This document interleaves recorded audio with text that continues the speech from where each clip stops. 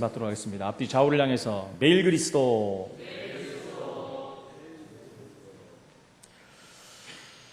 많은 사람들은 사실 이렇게 삶의 진정한 가치를 모르고 사는 사람들이 굉장히 많은 것 같습니다. 그냥 먹고 살아야 되니까 산다라고 사는 사람들도 있고요. 마지못해서 산다.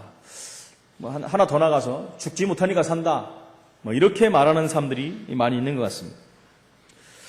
그러나 삶의 가치를 모른다 할지라도 사실은 살아갑니다. 직장 생활을 하면서도 별 의미를 모르고 직장 생활하는 사람도 굉장히 많이 있습니다. 그냥 단순히 먹고 살아야 되니까 라고 해서 직장 생활을 하는 사람들도 상당수가 있는 것 같습니다. 남녀가 만나서 한 가정을 이루고 살면서도 부부 생활과 가정에 대한 의미를 모르고 그냥 살아가는 사람도 많이 있습니다. 어쩔 수 없이 살아가는 부부들이 얼마나 많습니까? 요즘에는 무늬만 부부인 사람들도 상당히 많습니다. 그냥 부부라는 이름만 있지 부부와 상관없이 사는 사람들이 남들보다도 사는 사람들이 상당히 많다는 것입니다. 여러분 그렇게 그냥 살아도 그냥 사라지는 거 아니겠습니까? 그러나 진짜 정말로 중요한 것은 우리가 신앙생활을 하면서 진정한 가치를 발견하지 못하고 신앙생활을 한다면 그것만큼 어렵고 힘든 삶은 없는 것입니다. 그것은 강요해서 되는 것도 아니고 누가 거기에 대한 가치를 부여해 주는 것도 아니고 그렇기 때문에 더 어려워질 수도 있는 것입니다. 인간은 영적 존재입니다. 그래서 신앙생활을 안 할 수가 없어요. 신앙생활을 안 한다는 것은 결국 인생의 가장 귀한 영적인 가치를 모르고 사는 것과 같은 것입니다.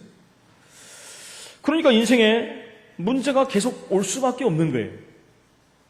그런 문제가 왜 왔는지도 모르고 문제 가운데 묶여 살 수밖에 없는 것이죠.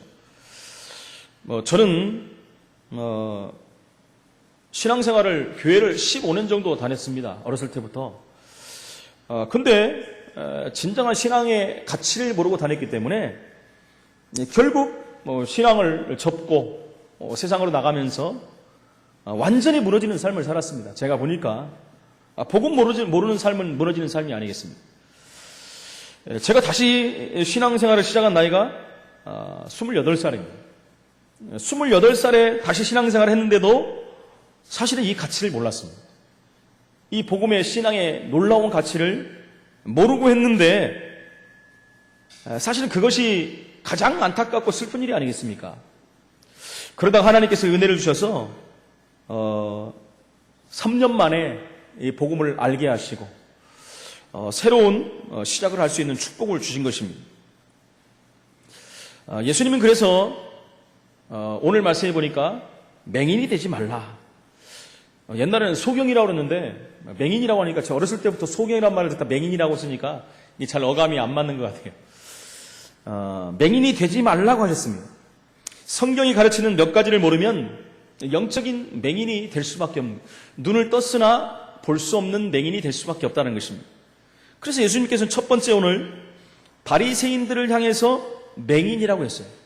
바리새인들을 향해서 무슨 맹인을 말하고 있는 것입니까? 예수님은 제자들을 향해서도 맹인이 되지 말라 그랬어요. 바리새인들을 향해서는 맹인이라고 했고 제자들을 향해서는 맹인이 되지 말라고 지금 말씀하시는 것입니다. 그러면서 뭐라고 나옵니까? 맹인이 맹인을 인도하면 결과는 두 사람 다 구덩이에 빠지는 파멸을 당할 수밖에 없는 것입니다. 이와 마찬가지로 영적 맹인을 인도하고 또 지도한다면 인도자는 물론 인도를 받는 자도 결국 영적인 파멸을 가져올 수밖에 없다라는 것입니다. 예수님께서 말씀하신 이 맹인은 서기관과 바리새인들을 말합니다. 이들은 굉장히 성경에 대해서 박식하고 많은 것을 압니다. 이스라엘의 최고의 지도자라고 합니다. 그러나 이들은요 그 지식으로 예수님을 봤기 때문에 예수님을 결국은 어떻게 했습니까? 반대했죠.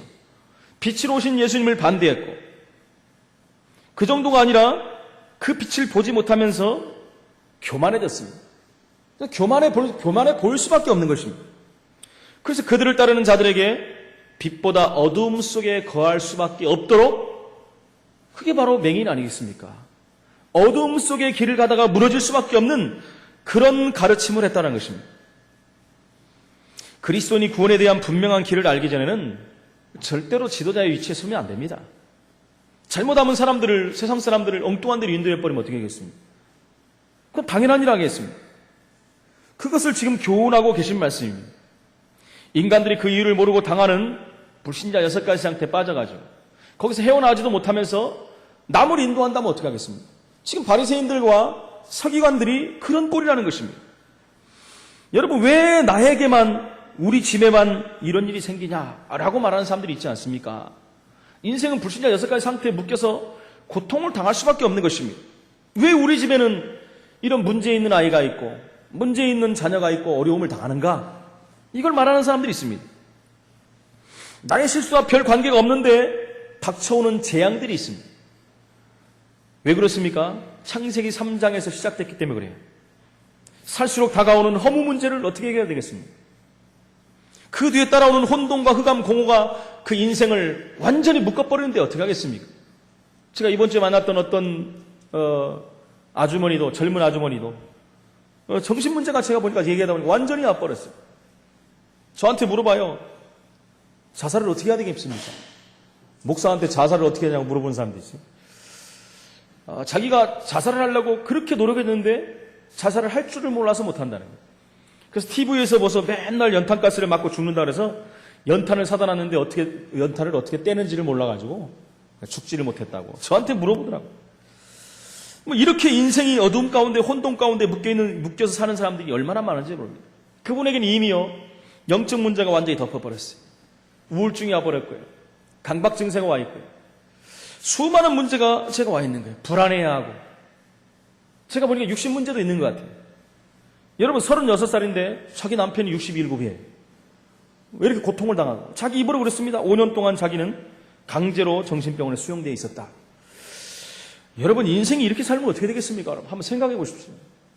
한 번 사는 인생 100년도 못 사는 인생인데 하나님 만나지 못하고 죄 가운데 저주 가운데 묶여서 결국 인생이 혼돈과 흑암 속에 묶여 살다가 결국 망해버리는데 망하는 정도가 아니라 죽고 나서 더 큰 문제가 오는데 제가 그래서 그분에게 그랬어요. 죽고 나서 후에 세상을 아느냐? 당신이 지금 힘들고 어려워서 죽는다면 그 다음 세상은 얼마나 힘든지 알느냐? 당신이 일생을 살지만은 영생의 고통 속에 들어가는데 그것을 알지 못하고 왜 자꾸 죽는다고 하느냐? 죽어봤냐는 거예요. 안 죽어봤지만 나는 믿는다. 그래서 당신이 여기서 빠져나온 길이 있는데 그 문제가 바로 하나님을 만나야 되는데 하나님을 떠났기 때문에 그렇다. 그걸 성경에서는 죄라고 하는데 당신이 오늘 하나님 만나면 죄 문제가 해결된다. 당신을 붙잡고 운명과 사주팔찌에 무너지게 만들고 지금 이런 자꾸 이상한 생각을 집어넣는 흑암 세력이 꺾이는 것이다. 그 예수를 지금 만나야 된다. 쉽게 예수님을 영접을 하더라고요. 그렇죠. 저는 그렇게 돌아왔지만 이분이 영접했는지 안 했는지는 저는 모릅니다. 하나님이 아시겠죠. 그런데 보면요. 얼마나 이런 사람들이 많은지 모릅니다. 교회를 다니면서도 집사 직분을 받고 있으면서도 여러분 구원에 대한 비밀을 모르니까 그냥 모든 문제들이 집안에 다 닥쳐와 버린 거예요. 방법이 없는 거 아니겠습니까? 어떤 집사님은 그래요. 자기는 교회를 보니까 권사되기 싫어서 안 됐다는 거예요. 자보다 훨씬 못한 사람들이 다 권사님이 됐대. 자기를 받으라고 하는데 자기는 절대 권사가 안 되겠다. 그래서 안 받았다는 거예요. 왜 더 시험이 들었냐면 자기 남편이 교회에 온 지 2년 됐는데 안수 집사를 주더래요. 자기는 절대로 안 받겠다.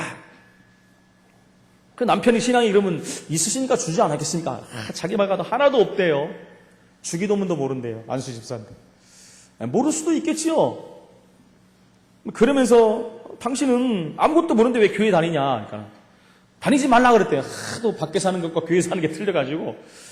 그랬더니 자기가 기부한 게 많아가지고 아까워서 안 다니면 안 된다는 거예요. 헌금한 거를 기부금 정도로 알고 다니는 안수 집사. 얼마나 안타깝습니까, 여러분? 이 구원의 놀라운 비밀, 이 구원의 축복을 모르면 신앙생활 하든지 안 하든지 불신자로 있든지 신자든지 똑같은 이 땅에서 어려움을 당할 수밖에 없다는 것입니다. 여러분 원인은 한 가지입니다. 창세기 1장 2절에 혼돈과 흑암, 공허, 이 배경에 있는 배후에 있는 사단이라는 존재라는 거예요. 계시록 12장에 나오는 옛뱀 곧 마귀라고도 하는 사단이라고 하는 이 존재가 인간을 어려움 가운데, 흑암 가운데 무너지게 만들 수밖에 없다는 것을. 그래서 하나님께서는 창세기 1장 13절에 빛을 비추신 것입니다. 어두움 가운데, 흑암 가운데, 저주 가운데 있는 영혼들에게 빛을 비추신 거예요.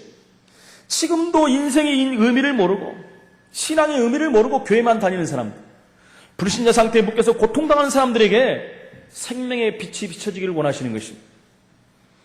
창세기 1장 2절은 창세기 3장 6장 등으로 표현됩니다. 그렇지요.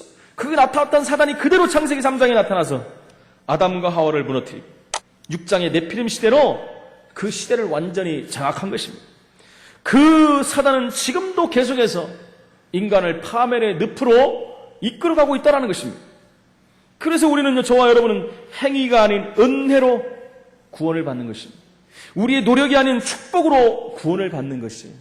우리가 한 것은 하나도 없습니다. 깨닫지 못하면 당할 수밖에 없는 것입니다. 성경에 중요한 7사건이 나오는데 그것을 모르는 것입니다. 교회를 다니면서도 이걸 모르고 다니는 사람들이 허다하다는 거예요. 첫 번째 아까 말씀드린 창세기 1장 2절입니다. 이 땅은 혼돈과 공허 흑암, 이 땅이 창조되기도 전에 사단의 세력이 존재했다는 것입니다. 창세기 3장 5절에 그 사단이 원죄 사건을 일으켰어요. 영원히 하나님과 함께 살아야 될 인간에게 생명을 끊어버리는 중차대한 문제가 일어난 것입니다. 죄라는 것 때문에 하나님을 떠나버리고 하나님을 불순종하고 말미암아 사단을 섬기는 인생이 되어버린 것입니다.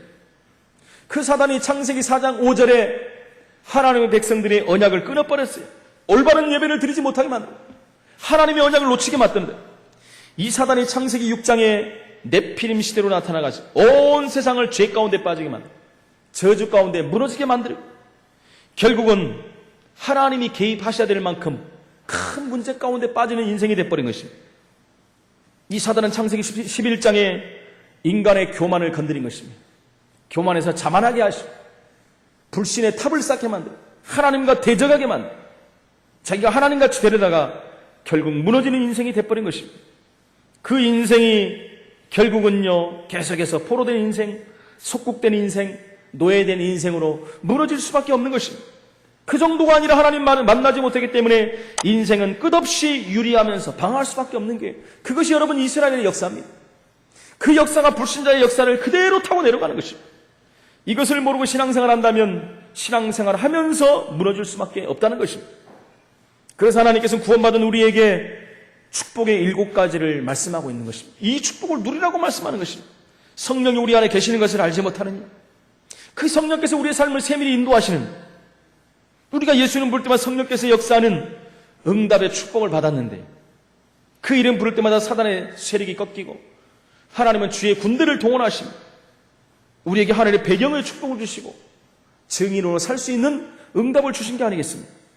그래서 바울은 표현하기를 고린도전서 1장 18절에 십자가의 도가 멸망하는 자들에게는 미련한 것이요 구원을 얻는 우리에게는 하나님의 능력이 됨이라. 여러분, 불신자들이, 세상 사람들이 뭐라고 합니까? 답답하다 그래요. 세상 예수 믿는 사람들 보이지 않는 하나님이 어딨냐 하면서 그래 미련하다고 합니다. 예수 믿는 사람은 미련하다고 그래요. 의지가 약해서 하나님 믿는다고 그래요. 그렇죠. 뭔가 모자라는 것 같다는 거예요. 그러나 그 십자가의 도는 구원을 받는 하나님의 능력이라고 성경은 말하고 있습니다. 바울이 그걸 고백한 것입니다. 로마서 1장 16절에 보니까 이 복음은 모든 믿는 자에게 구원을 주시는 하나님의 능력이에요. 믿는 모든 자들에게, 여러분 뭔가 노력하고 열심히 사는 자, 그런 자가 아니라 믿는 자들에게. 뭘 믿습니까? 십자가의 도를 믿는 자, 예수가 그리스도라는 사실을 믿는 자에게 구원을 주시는 하나님의 능력이라고 말씀하고 있습니다. 이런 중요한 사실에 눈뜨지 못하면 인생은 결국은요 원위치로 돌아갈 수밖에 없는 것입니다. 이 눈을 못 뜨고 혹시 제가 목회를 한다면 목회는 실패할 수밖에 없는 것입니다. 혹시 이 눈을 못 뜨고 사모일을 감당하면 사모는 무너질 수밖에 없는 거예요. 혹시 이 눈을 못 뜨고 중직자의 일을 한다면 그것은 헛된 일이 될 수밖에 없다는 것입니다.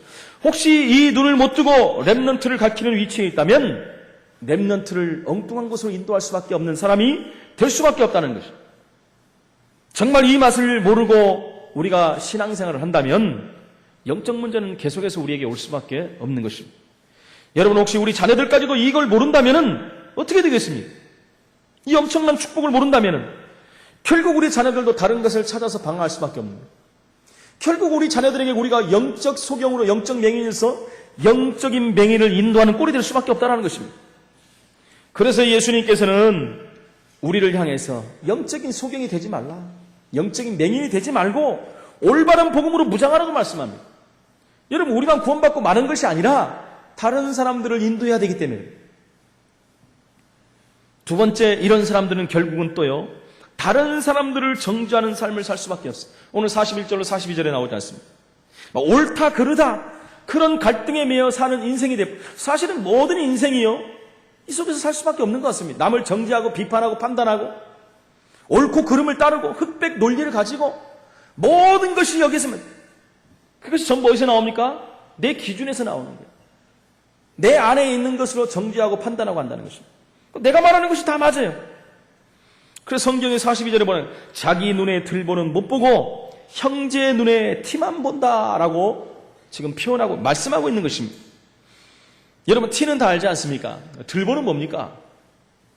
여기는 없지만은 옛날 집을 짓다 보면 천장에, 이거 잘 알지 않습니까? 칸과 칸 사이에 큰 나무를 갖고 대놓습니다. 그걸 들보라고 해요. 굉장히 큰 나무지요. 여러분, 들보가 내 눈 속에 있는데 희한하죠. 어떻게 티를 볼 수 있겠습니까? 남의 티를 보는 것은 상당히 잘 보인다는 거예요. 그 정도로 지난주에도 제가 표현하기를 1만 달란트 표현을 했지 않습니까? 19조 원. 비유를 지금 예수님이 하고 있는 것입니다. 자기 눈에 들보는 큰 허물을 보지 못하는데 남의 조그만 단점들은 보인다는 것입니다. 희한하죠. 어떻게 그런 게 잘 보이는지 몰라요. 자신의 잘못과 단점은 전혀 알지 못하면서 남의 잘못과 단점에만 주의를 집중해갖고 비난하고 흉을 보고 그랬어요. 유 목사님 설교를 보면 잘 하시는 말씀이 있어요. 다락방 가면은, 말씀 운동하면은, 1부 하면 사람들이 꼭 2부를 한다는 거예요. 구역 예배들로. 1부는 은혜 받고, 은혜 잘 받아놓고 2부 때부터 이제는 다른 말이 나와. 다른 사람들이 된대요. 다른 사람으로 변한대요. 불신자로. 1부는 신자인데 2부는 불신자가 된대요. 한 사람을 도마 위에 딱 올려놓고 이제 요리를 하기 시작합니다. 맛있게 요리를 한답니다. 비판하고 정죄하면 옆에 있는 사람들 거기에다가 기름을 붓는다는 거예요. 기름을 부으면 그 옆에 있는 사람들이 나눠서 또 먹는다는 것이죠. 여러분, 사실적인 얘기거든요. 은혜로, 그래서 뭐라고 하냐면 빨리 끝내고 가라는 거예요. 밥도 먹지 말고 어떤 면에서는 밥 먹으면서 요리를 한다는 거죠. 또 여러분, 왜 그렇습니까? 남들을 비판하고 판단하고 정죄하는 게요, 사실은요 굉장히 즐겁다라는 거예요. 나도 모르는 사이 희열을 느낀다는 거예요. 상대적으로요 내가 우월감을 갖는다는 것이죠. 너는 그런데 나는 안 그렇거든 이러면서. 근데 보면요 나에게 있는 들보가 훨씬 크거든요. 그거는 못 보고 그렇게 한다는 것입니다. 육신적인 말로, 육신적인 싸움으로 시시비비를 가리는데 인생을 다 허비해버린다는 것입니다. 그래서 마태복음 13장 25절은 그러는 사이에 마귀는 밭에 가라지를 뿌리고 다닌다 그랬어요. 그래 그렇다 그랬어요. 가라지를 탁 뿌리고 다닌다. 추수할 때쯤 보니까 알맹이는 하나도 없고 가라지만 온통 남아있다. 그 표현을 하는 거예요. 그러니 우리가 복음의 놀라운 비밀을 알지 못하면 어떻게 되겠습니까?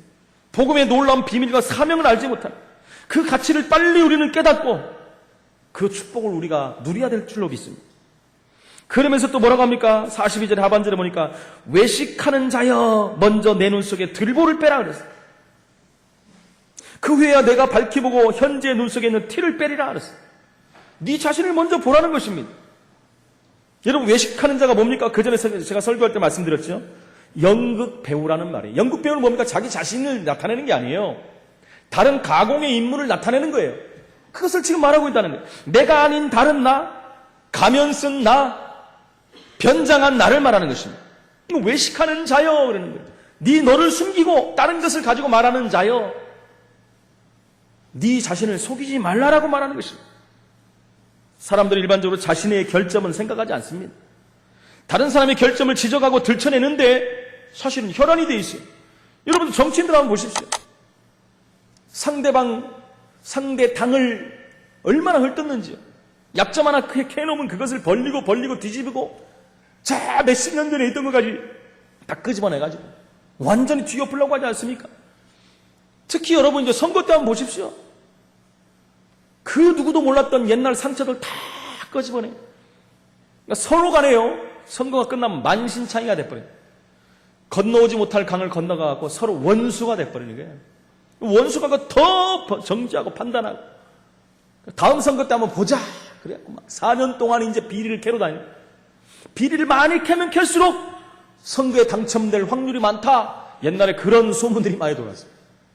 어떻게 해서든 남의 단점들을 들춰가지고 그것을 사명으로 갖고 하는 사람들이 얼마나 많은지 모릅니다. 근데 성경이 뭐라고 합니까? 네 눈 속에 티를 밝히 보고 뺄 수 있는 것은 들보를 먼저 빼야 된다는 거예요. 남에게 권면하고 판단하기 이전에 먼저 자신을 살펴보고 자신의 단점을 고려해야 됩니다. 그걸 바꿔야 돼요. 근데 단점을 보는 자들은 내 단점을 알고 보고 그것을 추스리고 그것을 위해서 기도하고 그것을 바꾸는 자들은 성공하는 자가 되는 것입니다. 성공할 수밖에 없어요. 그래서 자신에게 엄격하고 다른 사람들에게는 사실은 관대해야 돼요.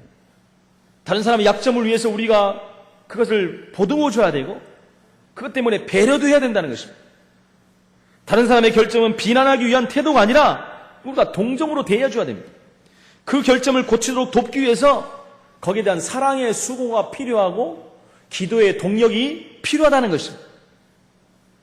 원수에 대한 사랑은 자기 자신의 허물을 먼저 봐야 되는 거예요. 원수에 대한 사랑을 지난주에 말씀하지 않았습니까? 원수를 어떻게 사랑하겠습니까? 내 자신을 보니까 사랑할 수 있어요. 억만 제약 가운데서 1만 달란트 빚진 가운데서 하나님이 나를 탕감해 주셨는데 그렇죠. 그 연약한 조금 가진 그것 때문에 우리가 용서하지 못한 것들이 얼마나 많습니까? 그거가 똑같은 얘기죠. 나의 정체성을 바라봐야 됩니다. 내가 하나님의 사랑으로 구원받은 하나님의 자녀라는 것과 이제 그 연약하고 부족한 사람들을 치유하고 그들을 살려라는 그것을 봐야 된다는 거예요. 연약하고 부족한 나를 능하게 하신 하나님. 하나님이 그렇게 하면 나는 여태까지 연약한 수밖에 없는 것입니다. 지난주에 말씀드린 것처럼 객관적으로 나를 볼 수 있어야 돼요. 그래서 여러분 내 자신을 객관적으로 봐야 돼요. 상대방 입장에서 나를 봐야 돼요. 그러면 나의 결점들이 나의 티가 한 발 더 나가서 나의 들보가 보여줄 수가 있다는 것입니다. 세 번째는요, 나무로 그 열매를 알게 된다라고 말합니다. 43절로 45절에 못된 열매 맺는 좋은 나무가 없고 못된 열매 맺는 좋은 나무, 성경에는 못된 열매라고 그래요. 못된 열매는 뭡니까? 먹을 수 없는 썩은 그런 열매를 말하겠죠. 또 좋은 열매를 맺는 못된 나무가 없습니다. 나무가 못됐는데 썩어 문드러졌는데 좋은 열매가 거기서 나올 수 없다라는 것입니다.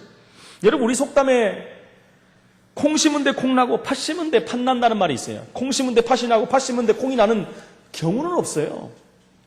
그 어떤 경우에도 그런 적은 없습니다. 심는 대로 남는 것입니다. 그래서 이제는 우리 기독교인의 감사 수준을 우리는 높여야 됩니다. 하나님이 우리 신 열매를 보고 감사해야 돼요. 그 이전에 우리가 열매 맺힐 수 있는 나무로 하나님이 우리를 인도하심에 감사해야 됩니다. 감사 수준부터 바꿔야 돼요. 혹시 우리가 맹인들의 모습으로 교회 생활하고 있는지 그것을 좀 한번 확인해야 됩니다. 여기에 대한 수준을 우리는 높여야 된다는 것입니다. 건강을 주셔서 감사합니다. 취직돼서 감사합니다.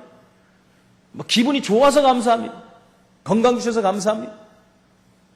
여러분 감사하죠, 당연히. 여러분 이것은 당연한 거예요. 그러면 이렇지 않으면 감사 안 할 겁니까? 취직이 안 돼서 안 감사합니다. 건강이 안 해서 안 감사합니다. 기분이 안 좋아서 안 감사합니다. 이것은 세상 사람 수준하고 똑같아요.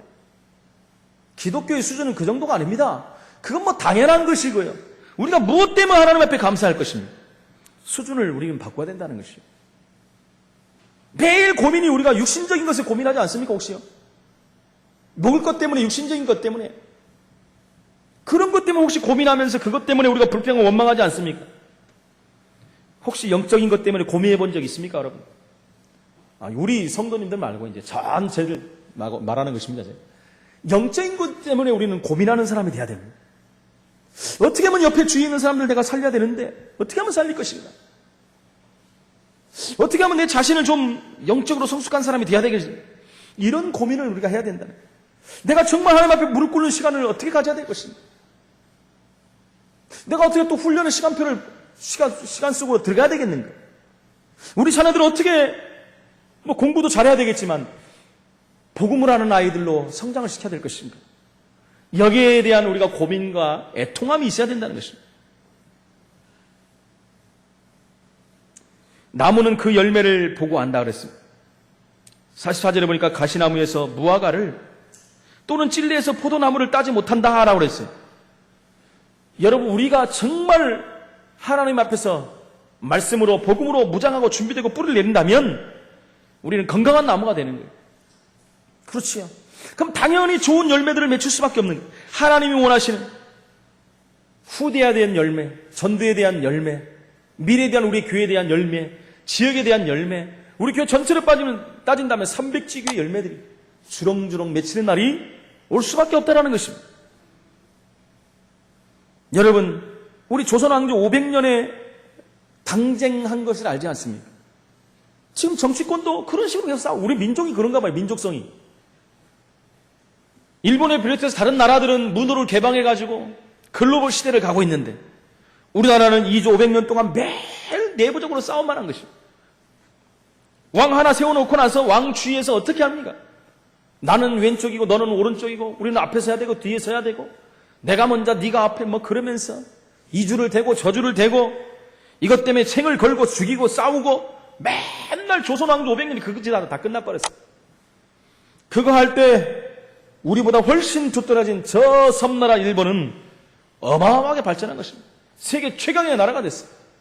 어제 보니까 일본이 2020년도 올림픽 당첨이 됐어요.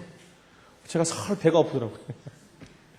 2020년에 두 번째 벌써 올림픽을 엽니다. 64년도인가 열고 이번에 또 도쿄에서 올림픽을 열어요. 많은 말도 있었지 않습니까? 요즘에 후쿠시마의 원자 그것 때문에 올림픽을 열 수 있을지 없을지 했는데도요. 그들의 막강한 국력을 통해서 그 로비가 다 통해버린 거예요. 그러니까 결국은요. 올림픽을 개최하는 나라로 어제 최종적으로 이렇게 된 것을 보면서 그렇구나. 우리가 1988년에 올림픽을 했는데 일본으로 따진다면 64년에 하는 일본이 2020년 했는데 그걸 따지다면 그럼 우리는 도대체 우리 생애에 한번 할까? 그런 생각이 드는 거예요. 하기야 요즘에는 따라잡는 속도가 빠르지만은 그런 생각을 하면서 제가 설교를 준비하면서 그 시대에 이렇게 안 했다면 우리는 벌써 서너 번 했을 텐데 이런 생각을 좀 해봤습니다. 그 조선 500년 동안 문호를 개방했다면 이 민족은 벌써 통일됐습니다. 갈라지지도 않았겠죠. 물론 하나님의 관심도 있었겠지만 그래서 이 민족이 아니라 우리 교회는 지난주에도 말씀했지만 편을 가르고 너나 이런 싸움을 하면 절대 안 됩니다. 여러분. 오직 복음 하나 보고 하나 돼갖고 우리는 가도 바빠요. 해야 될 일이 너무나 많습니다. 언제 우리가 남의 팀을 보고 티를 보고 그것 때문에 분열하고 이럴 수가 있겠습니까? 근데 사실 이런 교회들이 너무나 많아요. 조금만 교회가 커지다 보면 꼭 사단이 그런 부분들을 티를 건드려가지고요. 분열하게 만들고 싸우게 만들고 이간하고 참수해가지고 완전히 갈라져 버립니다. 사단이 가장 잘하는 게 이간이거든요. 일부에 나온 분들은 중요한 분들입니다. 우리 교회 중요한 일들을 감당하시는 분들이. 앞으로 그런 일들이 올 수 있어요. 왜요? 사단이 살아있기 때문에. 왜? 우리가 육신이 있기 때문에 보인단 말입니다. 그런 게 보이고 그것 때문에 내가 화가 날 수도 있고 여러분 그럴 때마다 내 자신을 먼저 보시기 바랍니다. 하나님 앞에 내 자신을 겸손히 낮추기 바랍니다. 그 상대를 위해서 기도하기 바랍니다. 그것이 하나님의 사랑을 실천하는 것입니다. 그것이 오늘 말씀대로 정말 내 눈에 들보를 먼저 보는 것입니다. 이렇게 할 때 우리 교회는 사단이 건들지 못하는 교회가 돼요. 사단은요 너무너무 잘한다니까요. 우리 교회의 약점을 너무나 잘 알고 우리 개인들의 약점을 너무나 잘 알아요. 우리 안에는 티가 뭐고 들보가 뭔지를 너무나 잘 알다는 거예요. 그래서 그것 가지고 우리를 어떻게 하면 무너질까 다 안다는 거예요. 어떤 일이 와도 우리는요 흔들리면 안 됩니다. 그러면 45절에 보니까요 선한 사람은 마음에 쌓은 선에서 선을 내고 악한 자는 그 쌓은 악에서 악을 내나니 이는 마음에 가득한 것을 입으로 말함이니라. 무슨 말입니까? 내 안에 있는 것이 그대로 나온다는 거예요. 내 안에 쌓여있는 것이 그대로 나와요. 뭐 당연한 거 아니겠습니까? 그 전에 말씀드렸지만 제가 건강검진 받는다고 지금 4월 달부터 말했는데 여태까지 안 갔습니다만 올해는 안 넘기겠습니다만 제가 2번 받아봤거든요. 받을 때마다 나도 모르는 내 속에 있는 것들이 나오더라고요. 그래서 물어봤어요. 물어보니까 이런저런 말 했다고 그러더라고요. 여러분, 내 속에 있는 것이 그대로 나오는 거예요. 내가 아마 남을 계속 미워하고 헐뜯고 그러면요, 여러분 건강검진 가면 헐뜯고 미워하는 말들이 나올 겁니다. 계속 고스톱 치다 건강검진 가면 뭡니까? 쓰리고 그럴 겁니다. 내 안에 있는 무엇이 내 안에 있느냐에 따라서 그것이 열매를 맺히게 되어 있어요. 너무너무 중요하다는 것입니다. 그래서 우리 마음, 영혼, 의식, 무의식 속에 각인된 것이 무엇이냐? 우리는 확인해야 돼. 내 안에 상처로 각인됐느냐? 내 안에 분노로 가득 찼느냐? 내 안에 옛날 지나갔던 것을 버리지 못하고 아직도 내 안에 쌓여있느냐? 여러분, 그것들이 그대로 나온다니까요. 그래서 상처는 빨리 치유받아야 돼요. 열등감, 그런 것들, 또 우월의식, 이런 것들 전부 바꿔야 됩니다. 뭘로요? 복음으로 바꿔야 돼요. 그렇지 않으면 어느 날 그것이 열매를 맺는 날이 올 수밖에 없다는 것입니다. 마음은 선과 악의 근원이다 라고 했어요. 무엇을 쌓았는가에 따라서 선이 나올 수도 있고 악이 나올 수도 있다 그랬어요. 바울은 그래서 오라 나는 곤고한 자로다. 누가 나를 사망의 몸에서 나를 건져낼 것이냐. 그렇게 응답 많이 받고 하나님 앞에 기도 많이 했던 바울도요. 오라 나는 곤고한 자로다 그랬어요. 왜요? 바울도 선과 악이 건드는 마음이 있거든요. 바울도 사람이란 말입니다. 그래서 오라 나는 곤고한 자로다. 누가 나를 사망의 몸에서 나를 건져낼 것이냐. 하나님이 나를 건지지 않으면 누가 건지실 것이냐. 잠언서 4장 23절에 보니까 무릇 지킬 만한 것보다 더욱 내 마음을 지키라 그랬어요. 다른 것 지키는 것보다 내 마음을 지키는 것이 사실은 모든 것을 지키는 것입니다.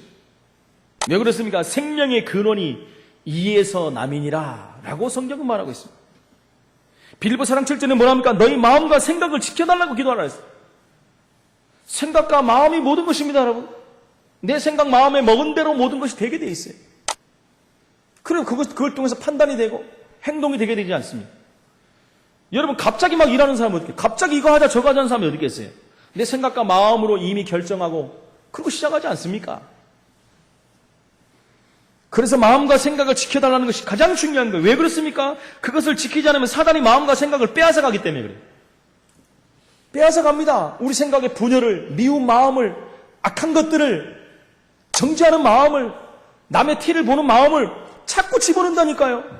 그래서 우리 마음과 생각을 하나님이 지켜달라고 기도해야 돼요. 오직 예수 성령 충만 하나님 나라, 그것이 내 안에 있어야 돼요. 사단으로 틈 못하게 하라고 성경은 분명히 말해요. 이 틈을 기가 막히게 파고 들어오는 것이 사단의 전략이라니까. 이 하나님 주신 말씀들을 다시 한번 확인하시고 정말 열매 맺는 나무의 축복을 누리시길 예수 이름으로 축원을 드립니다. 결론적으로 그러면 어떻게 하면 되겠습니까? 어떻게? 그래서 여러분 디모데후서 2장에 나오는 1절로 7절에 나오는 말씀을 붙잡으시기 바랍니다. 영적 군사로, 여러분 하나님이 나를 영적 군사로 불렀다. 거기에 대한 확신을 가지시기 바랍니다. 어떤 경우에도 원망하고 낙심하지 말아야 됩니다. 여러분 무조건 참아라는 말은 아닙니다.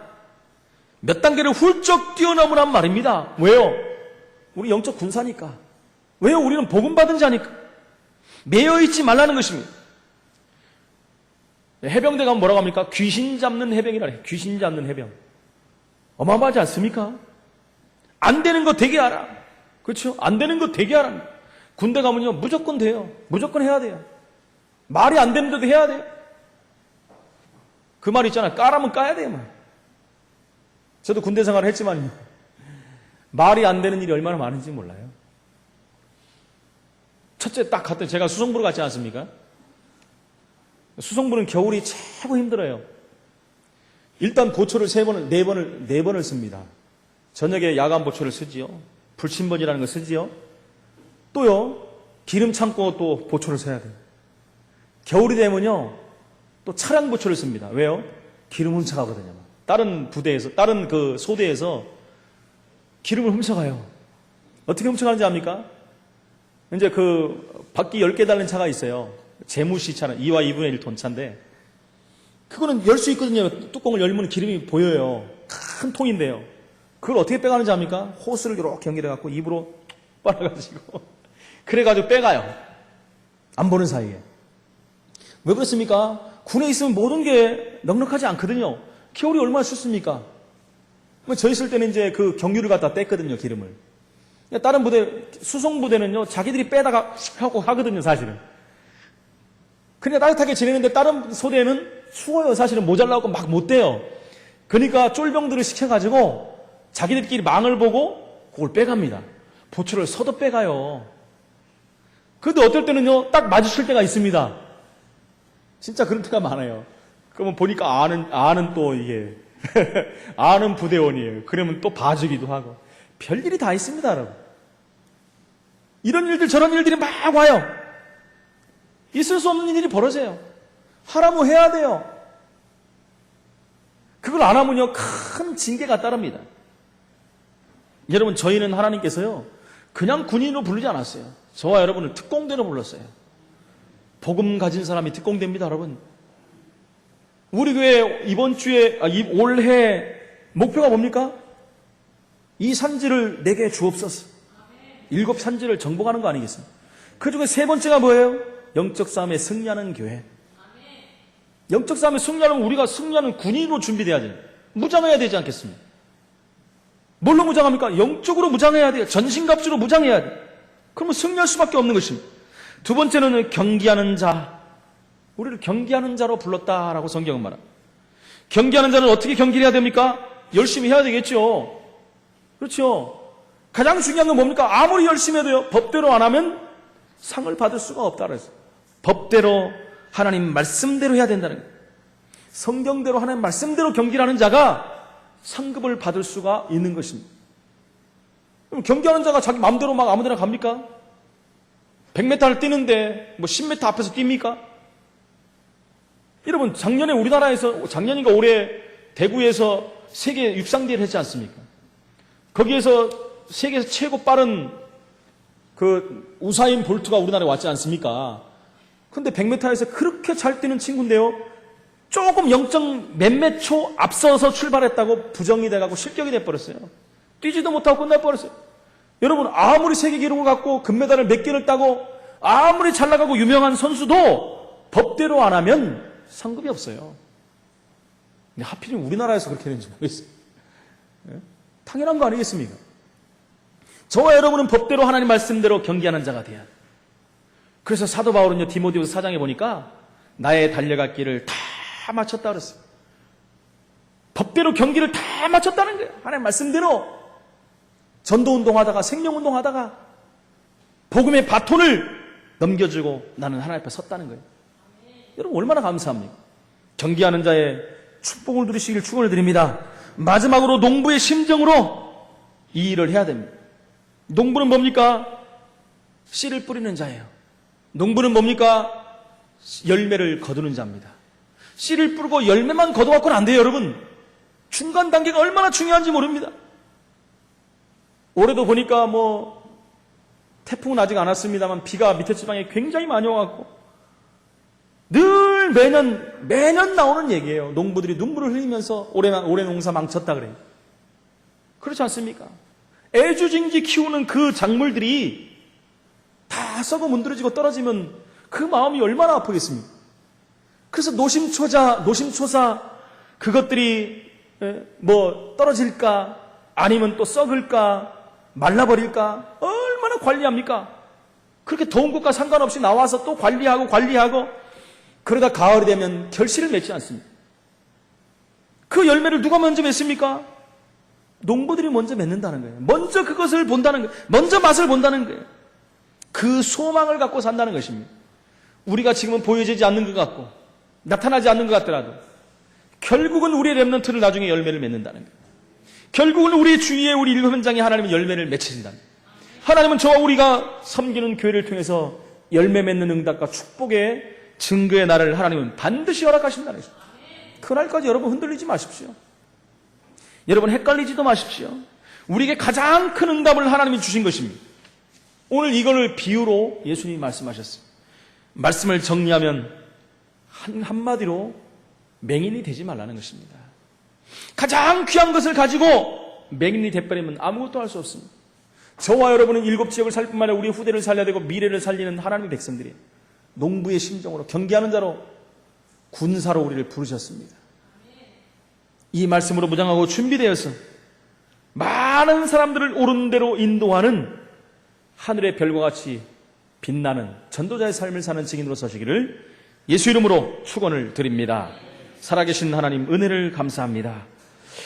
오늘 예수님이 비유를 들어서 말씀하셨는데 하나님 우리에게 그 말씀이 정말 각인되는 말씀으로 우리 속에 내려지게 하시고 그 말씀이 우리를 통해서 나타난 바 되어 열매 맺는 날이 올 수 있도록 성령으로 역사하여 주옵소서. 더욱더 복음으로 무장하고 준비되고 뿌리내리고 각인화되어 우리에게 나오는 모든 말이 사람 살리는 말이 되게 하시고 우리가 가는 모든 현장이 살아나는 역사가 있게 하시며 우리의 미래가 소망의 미래가 될 수 있도록 성령으로 역사하여 주옵소서. 살아계신 예수 그리스도 이름으로 기도합나이다. 아멘.